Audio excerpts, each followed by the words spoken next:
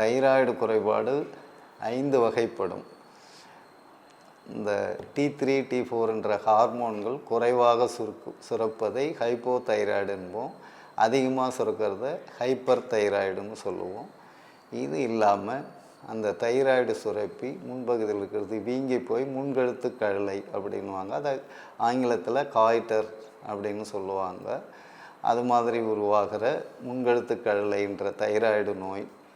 4வது தைராய்டு நோடுல் அப்படின்வாங்க.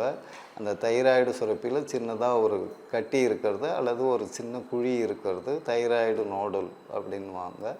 5வதாக தைராய்டு சுரப்பியில் புற்று உண்டாவது. முன்னாடி சொன்னது தைராய்டு நோடுல்ன்றது சின்னதாக கட்டி இருக்கும், ஆனால் அது புற்றுக்கட்டி கிடையாது. இந்த 5வது வகையில் தைராய்டு சுரப்பியில் புற்றுக்கட்டி உருவாகி இருக்கும்.